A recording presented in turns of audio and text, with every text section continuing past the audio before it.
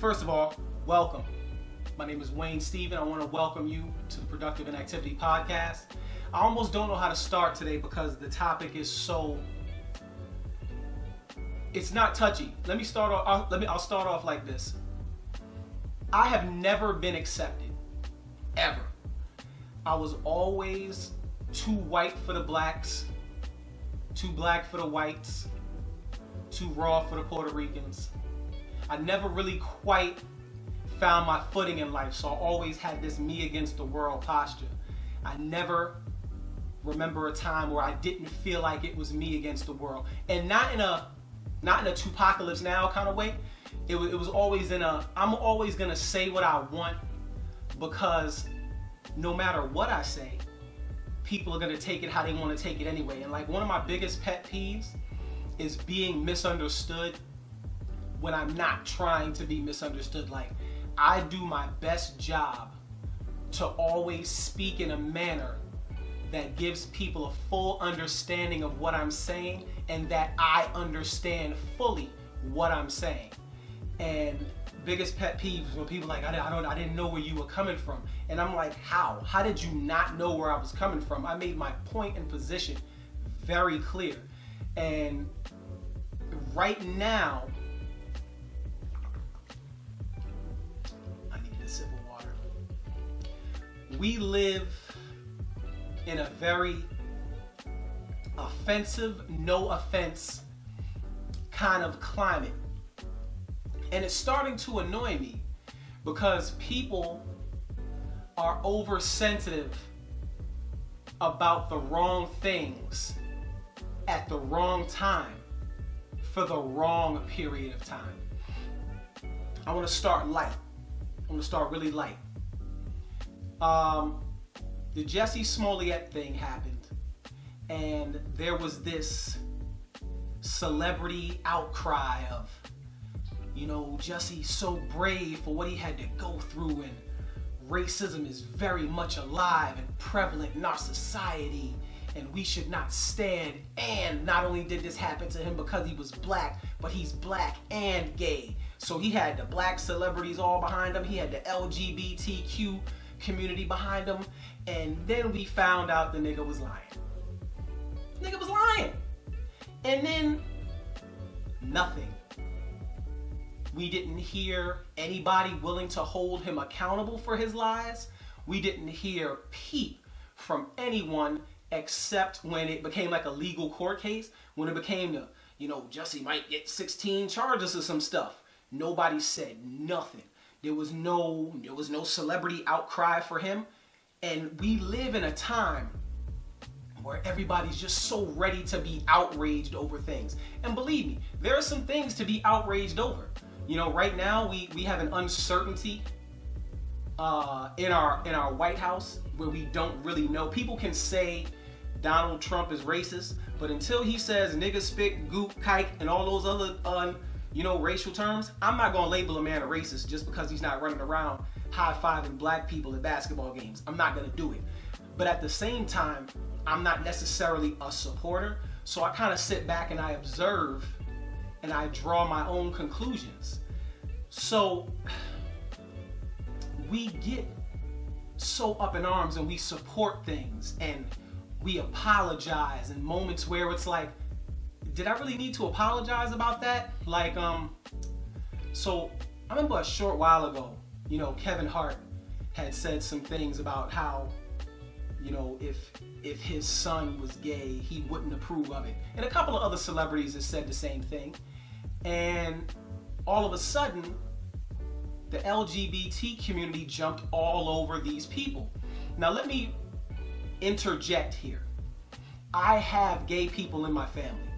I love them. And it's not one of those things where it's like, I have gay people in my family, but I never talk to them. No, I have gay people in my family. I love them. I love them with everything that I have because they help make me who I am. So when I say I love them, they pretty much raised me. And it was more than one. It's not like I have one and we don't talk about them much. No, it was around. We saw it. We understood. So when I say the LGBTQ community, I probably messed those letters up, and I'm not doing it facetiously. I just literally, sometimes I mix the letters up. When I say it, I'm talking about that part of the community that likes to weaponize words that aren't necessarily hurtful, but they try to make them hurtful when they're said by certain people so that they can push a point. I'm not talking about people that live their everyday gay lives not looking to be offended, because I do know some gay people who live their everyday gay lives not looking to be offended, and they're like, you know, I'm gay. That guy's acting like a faggot. I've heard gay dudes say that guy's acting like a faggot, and nobody looks to that dude and go, hey man, I want you to realize how offensive that word is. You need to offer up an apology and write a newsletter, and you need to make a public television. No. So the fact that we've weaponized words and emotions attached to words nowadays in this no offense, but I mean every offense society kind of makes me chuckle, because there are people, places, and things we offend every day and we never apologize. The movie industry has built its entire foundation off of exploiting stereotypes of races and locations. Perfect example. Last night, my family and I, we were watching Creed 2. And my daughter, who's every bit of 11 years old, and she's the only experience with ethnicities she's had are the white people we live around, because we live in a small town, and New York City or San Diego. Like, we've been around different places, but we haven't, I could say the most in-depth we've been with ethnicities as far as my daughter is concerned is New York City, because she's been around my family and we've spent weeks there at a time, and she's very, you know, adept to what's going on. But outside of that, she has no experience with other ethnicities. So we're watching Creed 2, and it gets to the part about the Russians, and she's putting up all these stereotypes about Russians, and I had to pause it for a second, and I'm like, you know, Mackenzie, what makes you say this and that? And I knew what it was.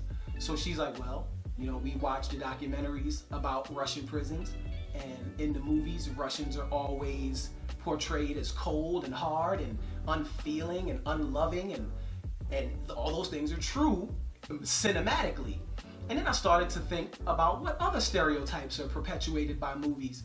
The Chinese are always perpetuated in the same way, very unfeeling, you know, unloving, very cold, always scheming and conniving to take over some stuff. Italians are always involved in organized crime of some sort. And the way blacks are portrayed, I mean, we've been fighting that battle for, you know, heck, since the Birth of a Nation movie came out, that painted us as grueling monkeys that wanted to rape white women, because it's all we think about is, you know, it's nuts, you know, what we've allowed ourselves to believe, and we don't even understand that we're feeding our own no offense societal thinking because of the way we view things. Now, mind you, I'm not blaming the movie industry for people's ignorance. What I am blaming is the fact that Hollywood is the biggest perpetuator of those stereotypes, but they're also the biggest catalyst whenever apologies have to be met out. And it's like, you can't play the game with both hands. It's like, I'm gonna feed you these stereotypes, but as soon as they come out, I'm gonna apologize about them. Like, blacks have been offended in movies. I mean, to be honest with you, as far as the gay community goes, because I'm tired of saying the letters, it takes way too long. As far as the gay community goes, they've been harshly stereotyped in movies. I know homosexual dudes who've never snapped their fingers or said, hey, or I've known, you know, like, really caught me by surprise gay dudes, like, oh man, homie, I didn't even know you was gay. And I had to catch myself, like, what would give him any reason to make me believe he was gay outside of the fact that it's his own lifestyle if he chooses to discuss it or not discuss it. But because of the way movies paint gay men, you almost always expect every time you see a gay dude for them to be mad flamboyant. And I know gay dudes who aren't like that at all. But again, we live in this no offense society where people feed us the offenses, then get mad when we use the offenses that we've seen as if they're law. You know, right now, you almost can't have a conversation with a white person if you're a person of color without them at some point having to prove to you that what they're about to say isn't racially driven, even if the topic itself isn't even racial. And that's a horrible place to put people. Like, you can't even have a conversation with another black person about interracial relationships without the whole you have an identity problem thing coming up. Like, we just don't have the best perception of one another based on the fact that we spend most of our time trying not to say things or trying not to do things to always prove that we're not as offensive as we think we're about to be, and we usually come off that way. So I really don't understand